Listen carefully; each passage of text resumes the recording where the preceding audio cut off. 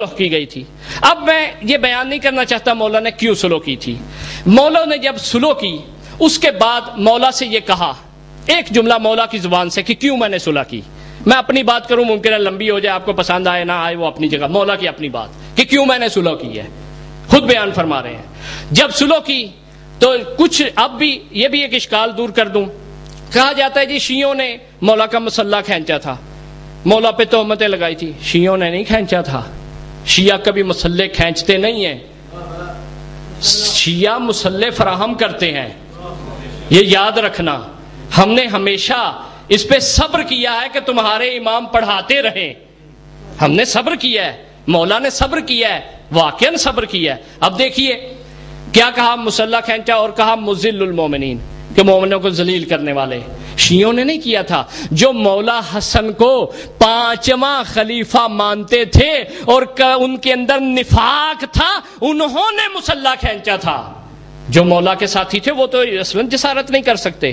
اب کیا ہوا، مولا نے اس کا جواب دیا، ما انا مذل المومنین، کہ میں مذل المومنین نہیں ہوں، ولیکنی معز المومنین، میں مومنین کو عزت دینے والا ہوں۔ پھر مولا فرماتے ہیں میں نے صلح کیوں کی؟ مولا فرماتے ہیں کہ میں نے اس امر خلافت کو تمہاری قوت نہ ہونے کی وجہ سے، تمہاری بزدلی کی وجہ سے اس کو سونپ دیا ہے یہ امر خلافت، اور اس سے میں بھی بچ گیا ہوں اور تم بھی بچ گئے ہو، اور میں نے اپنے آپ کو بچا لیا اور اپنے اصحاب کو بچا کے حسین کے لیے تیار کر دیا۔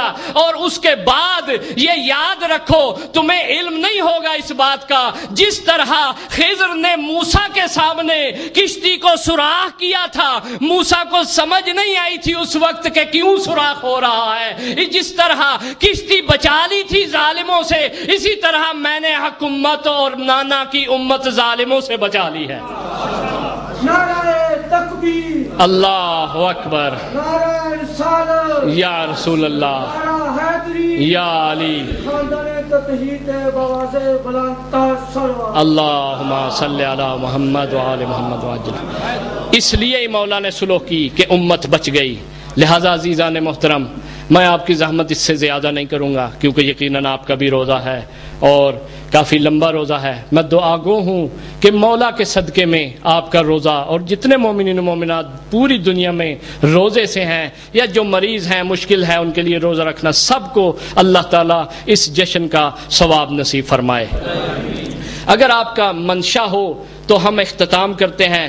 مولا کا ایک خطبہ ہے، چھوٹا سا خطبہ ہے، کبھی آپ نے نہیں سنا ہوگا۔ عربی پڑھوں گا، اردو نہیں کروں گا، صرف عربی کا لطف لے لیجئے گا، کسی اور محفل میں ترجمہ یا اس کی تشریح لیجئے گا۔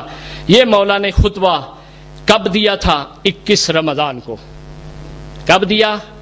اس 21 رمضان کو، مولا کی تدفین کے بعد۔ صرف عربی پڑھ رہا ہوں۔ مولا کھڑے ہوئے ہیں، فرماتے ہیں لقد قبض فی ہذہ اللیلہ رجل لم یسبقہ الاولون۔